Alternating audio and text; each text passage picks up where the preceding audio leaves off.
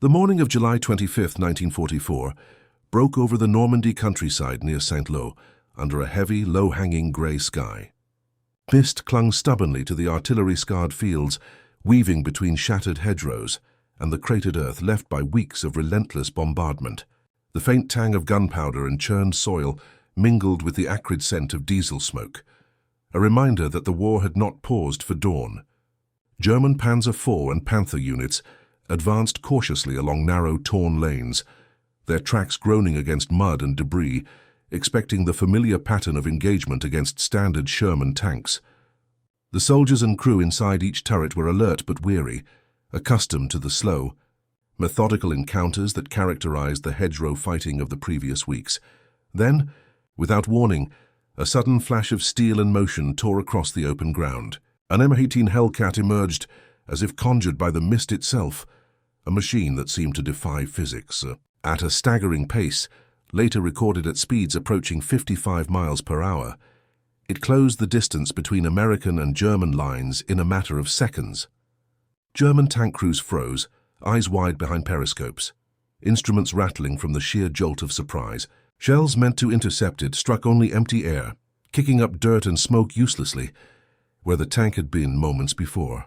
A German soldier later wrote of that morning, "It was as though the machine had no weight, no sound, yet it carried death with it." The combination of shock and disbelief ran deep, spreading among the units like wildfire. Commanders scrambled to make sense of what they had witnessed. Whispers circulated that the Americans had deployed a weapon capable of outrunning and outgunning even their heaviest armored vehicles. The M18's speed was not its only advantage. Its 76mm M1 gun, mounted on a light, agile chassis, allowed for rapid repositioning and flanking maneuvers that conventional German doctrine had not fully anticipated. While the Panther's frontal armor could deflect direct hits from medium guns at a distance, the Hellcat's strategy relied on mobility and surprise, striking from unexpected angles and disappearing before the enemy could effectively retaliate. Reports from this engagement noted several Panthers and Panzer IVs knocked out not through frontal assault, but through rapid, lateral attacks, further shaking the confidence of German crews who had been trained to rely on static defensive tactics. The sudden appearance and raw velocity of the Hellcat fractured the psychological armor of the enemy, instilling awe and fear in equal measure. Even officers who had fought in previous armored engagements were caught off guard. A report filed later by an SS unit commander described a terrifying, almost unreal spectacle, in which the American tank seemed more a phantom than a vehicle. Intelligence officers would later attempt to confirm whether this was a prototype or a misreported Sherman variant, but field reports and post-action surveys consistently pointed to the M18's unprecedented combination of speed, firepower, and stealth. In that brief, chaotic engagement, the American design philosophy, favoring mobility and tactical flexibility over heavy armor, was validated under the harshest conditions, delivering a shock that would reverberate through German armored doctrine for months to come. By mid-morning, as the mist lifted and the first rays of sun glinted off twisted metal, the full implications of the encounter were beginning to crystallize. German units retreated to reassess, scribes and messengers hurried to transmit their observations up the chain, and whispers of a new, almost mythical American tank began to spread across the front. This moment would not only introduce the M18 Hellcat to combat, but also exemplify the broader evolution of Allied armored warfare, a development years in the making since 1942, blending engineering ingenuity with battlefield necessity. The stage was set to examine the Hellcat in full, its conception, its tactical philosophy, and the indelible mark it left on both the soldiers who operated it and the adversaries who feared it. The story of the M18, its battlefield debut, and its influence on Axis morale flows naturally into the wider narrative of American armored innovation that would soon redefine the European theater. By late 1942, the Allies were confronting a sobering reality. Their existing tank destroyers were increasingly outmatched by the evolving German armored threat. In North Africa and Sicily, Panzer III and Panzer IV variants had demonstrated devastating efficiency on open terrain and in the constricted confines of towns, while the emerging Tiger I and later the Panther loomed as near-invincible adversaries for the slower, heavier Shermans. The grim battlefield reports and mounting casualty figures forced U.S. ordnance planners to reconsider doctrine. Rather than simply layering armor in the hope of withstanding German firepower, they concluded that speed and maneuverability could be decisive. A fast, agile platform that could strike first and vanish before the enemy could effectively respond became the priority, a stark departure from the heavier, slower tank designs that had dominated American thinking up to that point. Throughout 1943, Aberdeen Proving Grounds became a laboratory for this new approach. Engineers tested high-speed chassis designed to support the powerful 76mm gun, striving to maintain firepower without sacrificing the nimbleness required for rapid flanking attacks and hit-and-run tactics. Vehicles were pushed to their limits in acceleration, turning radius and suspension durability, each trial informing the delicate balance between mobility and combat effectiveness. Parallel to these experiments, specialized units such as the 601st and 704th Tank Destroyer Battalions were earmarked for field evaluation.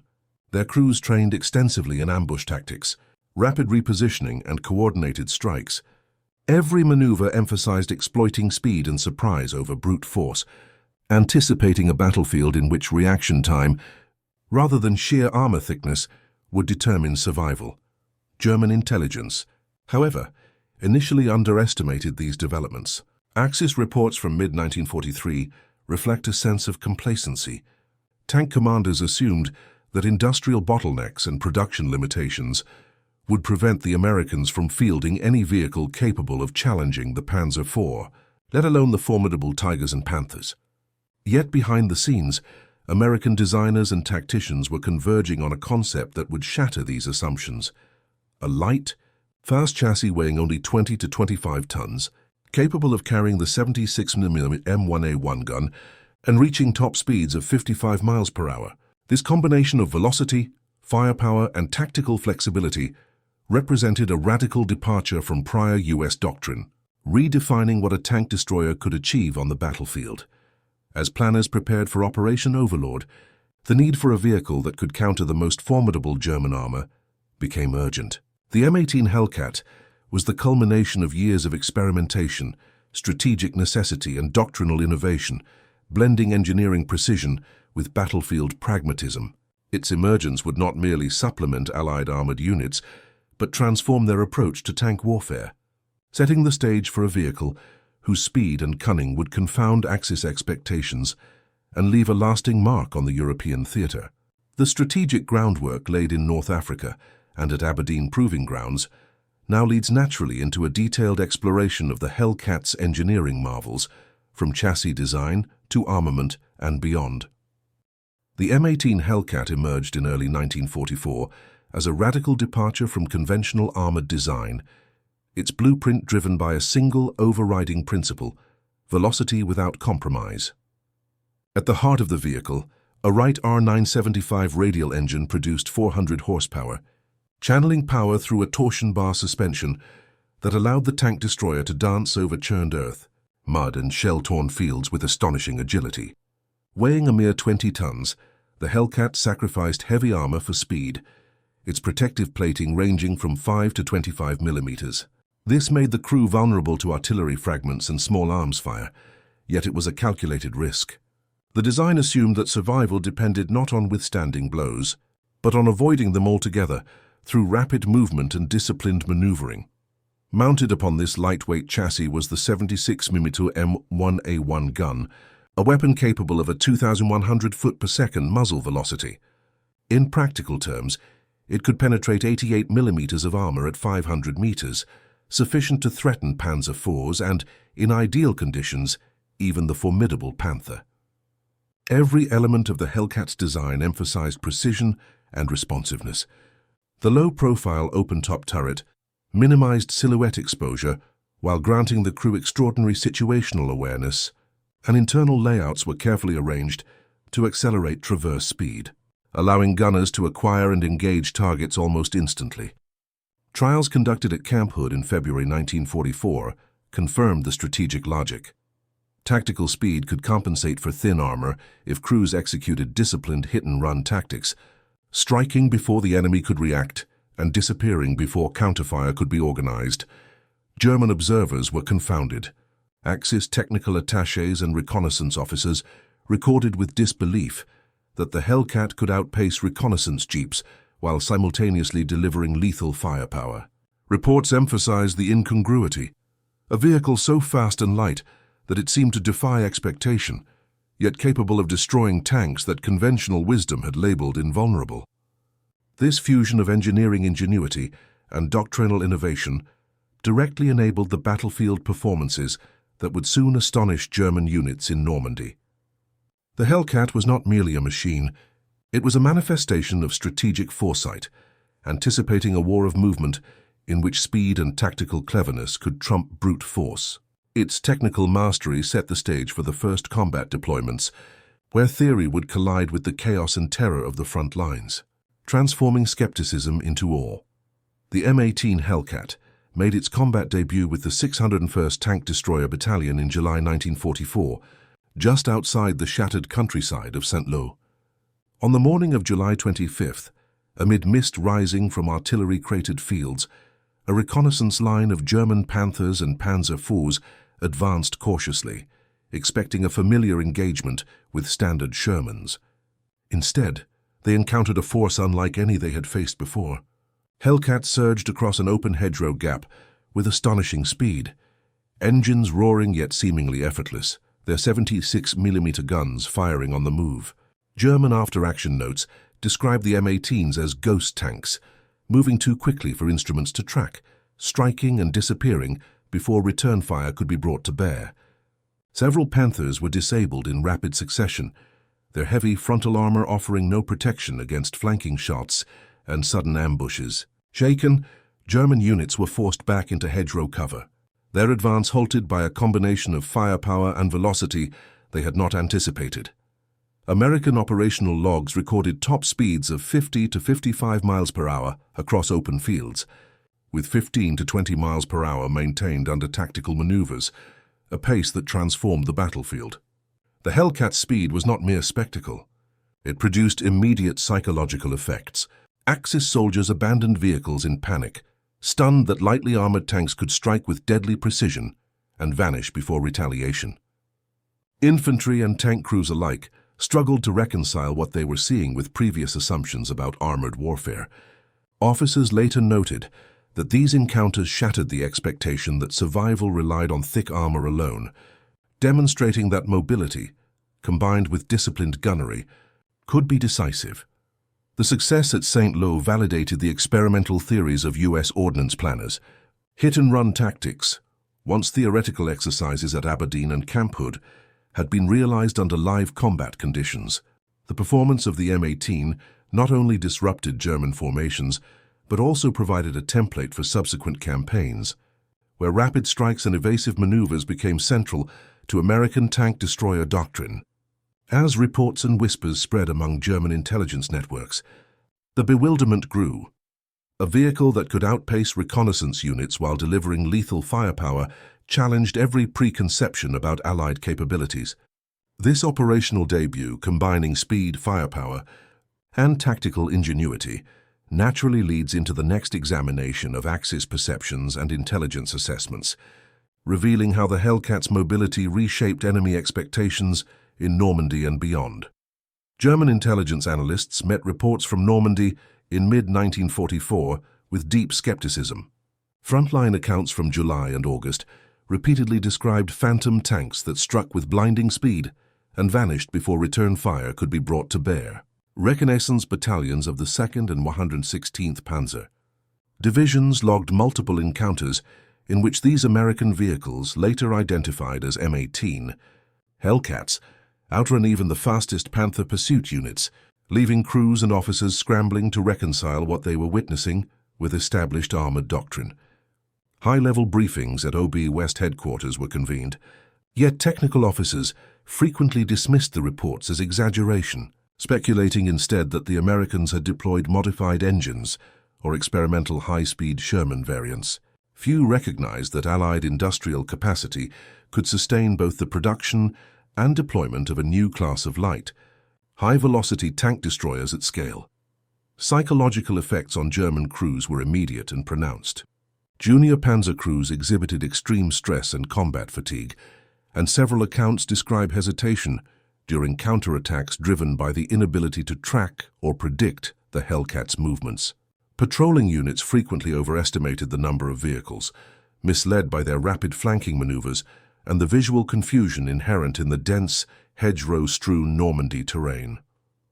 Even seasoned officers admitted in reports that conventional tactical calculations failed when confronted by vehicles that could accelerate across open fields faster than any reconnaissance elements could respond. The incongruity between frontline experiences and the analytical frameworks of German intelligence created a persistent credibility gap, one that fueled both panic and fascination in equal measure. Skepticism endured until late August 1944, when photographic evidence captured American vehicles moving at velocities previously deemed impossible. The images confirmed the terrifying reality that the M18 combined speed, firepower, and tactical flexibility in ways German planners had neither anticipated nor fully understood. This gap between observation and comprehension underscores the shock value of the Hellcat in the eyes of the Axis and highlights how innovation at the tactical and technical levels reshaped battlefield psychology. Understanding this disbelief and the operational surprise it caused provides essential context for the next section. The Allied industrial effort that made such mobility, firepower, and production scale possible. Mass production of the M18 Hellcat began in earnest in early 1944, with the Detroit Arsenal and Cadillac facilities driving the effort. By the end of that year, production had reached a remarkable peak of 2,507 units, a testament to the efficiency of American wartime industry. Assembly lines were optimized for speed and modularity, allowing crews to rapidly install the 76mm gun, engine, and torsion bar suspension with minimal delays. Armor plates, suspension components, and engine parts were funneled from multiple Midwestern foundries through tightly coordinated supply chains, ensuring that each vehicle met precise specifications while maintaining production tempo. The scale of this effort reflected a broader strategic philosophy. Speed and mobility were only valuable if they could be sustained by logistics as rigorously as by design. Tank destroyer battalions, including the 601st and 704th, benefited directly from this industrial backbone. Fuel, ammunition, and spare parts flowed via the Red Ball Express, the sprawling network of convoys that kept fast-moving units supplied in the chaotic weeks following D-Day. This logistical efficiency allowed the U.S. Army to deploy units capable of exploiting gaps in German lines almost immediately after the Normandy landings, striking with rapid-fire 76mm guns before the enemy could consolidate defenses. German war reports from July and August 1944 noted with alarm the sudden and simultaneous appearance of M18s across multiple sectors, creating a pervasive sense of unpredictability and encirclement. Reconnaissance and command units alike struggled to predict where these ghost tanks might strike next, amplifying the psychological impact of their mobility.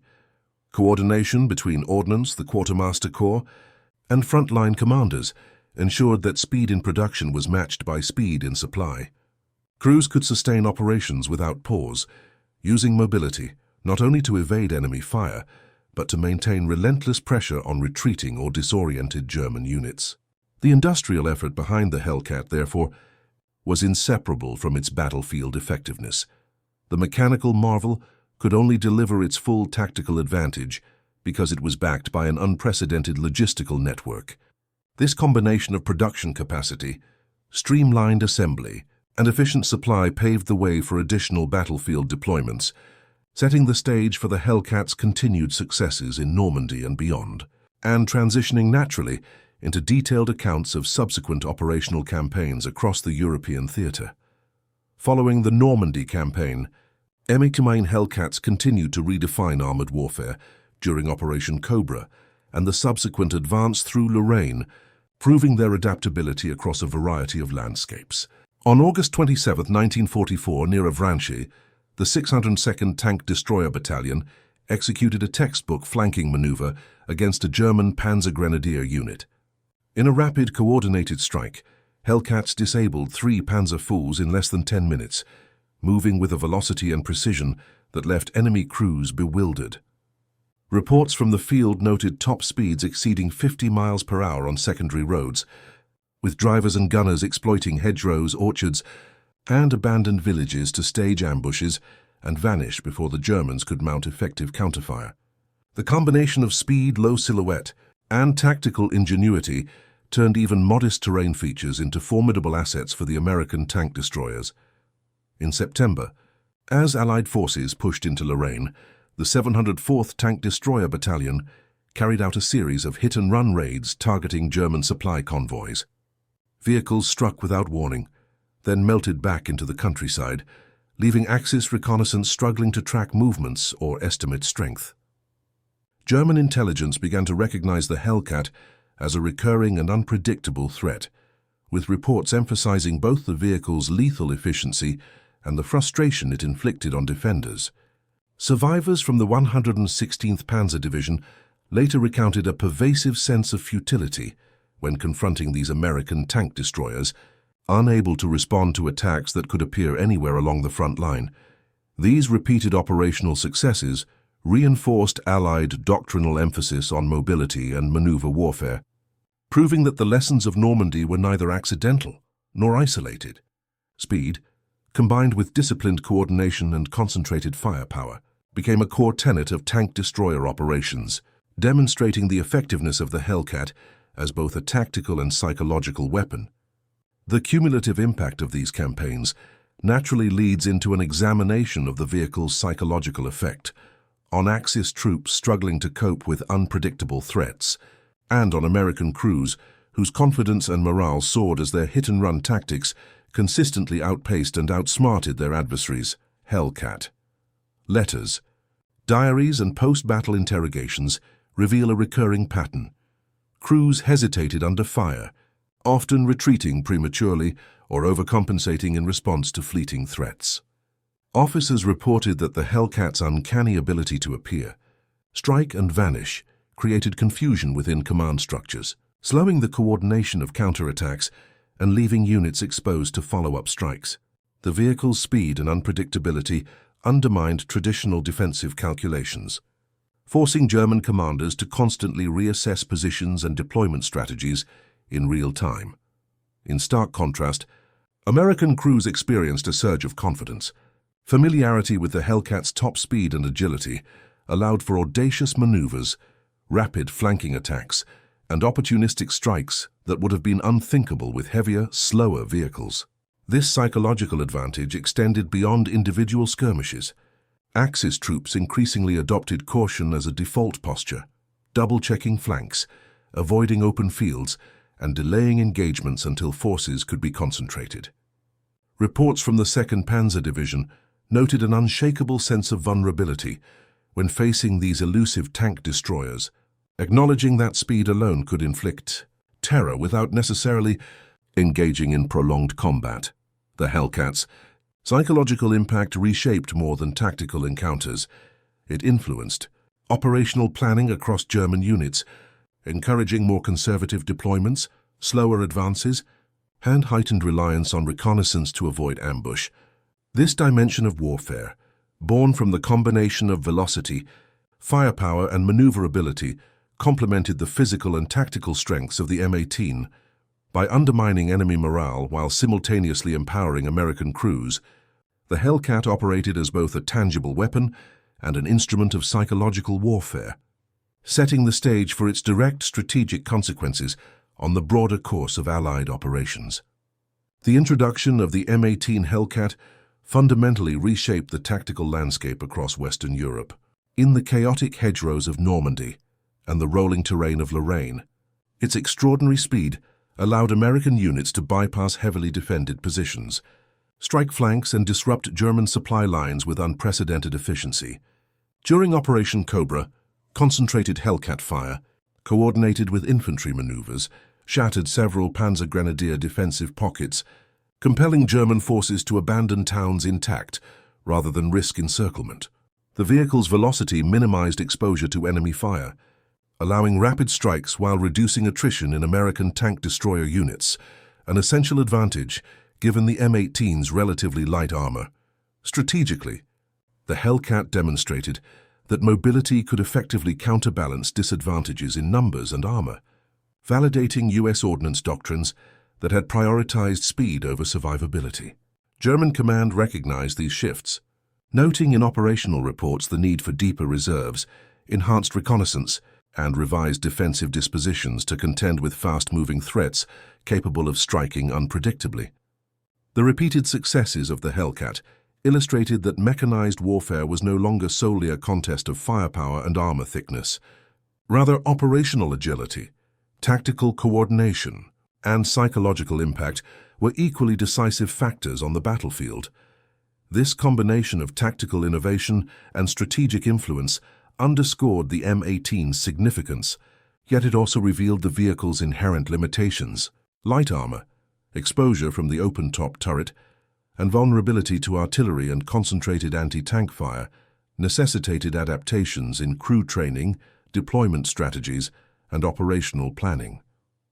Understanding these constraints is essential to appreciating how the Hellcat maintained battlefield efficacy, bridging naturally into the next discussion of design trade-offs, combat adaptations, and lessons learned from frontline deployment. Despite its remarkable speed and firepower, the M18 Hellcat carried inherent vulnerabilities that crews had to respect and mitigate. Its light armor made frontal engagements against Tigers, or well-positioned Panthers, exceptionally hazardous, leaving little margin for error. The open-top turret, while granting superior situational awareness, exposed crews to shrapnel, small arms fire, and artillery airbursts, making even minor skirmishes potentially deadly. The Wright R975 radial engine, though powerful, was maintenance-intensive and required frequent servicing, particularly after extended high-speed maneuvers that pushed the vehicle to its limits. These constraints demanded both technical discipline and tactical ingenuity from American crews operating under the pressures of frontline combat. In response, crews and commanders developed a range of adaptations to preserve effectiveness while minimizing risk. Coordination with infantry and artillery created protective screens during advances, while natural terrain, ditches, hedgerows, and forest edges was leveraged to conceal movements and staging areas. Field modifications included canvas covers for open turrets to reduce exposure and reinforced suspension components to better handle rough terrain and repeated high-speed maneuvers. Training emphasized hit-and-run tactics, rapid flanking, and constant repositioning, ensuring that engagements were brief and opportunistic rather than prolonged. Confrontations with superior enemy. Firepower.Axis intelligence reports confirm that these adaptations magnified the Hellcat's tactical advantage.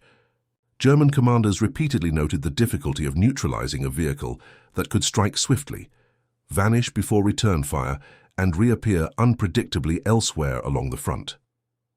Conventional anti-tank doctrine, reliant on slower, heavily armored targets, proved increasingly ineffective in the face of the M18's combination of mobility, coordinated tactics, and crew ingenuity.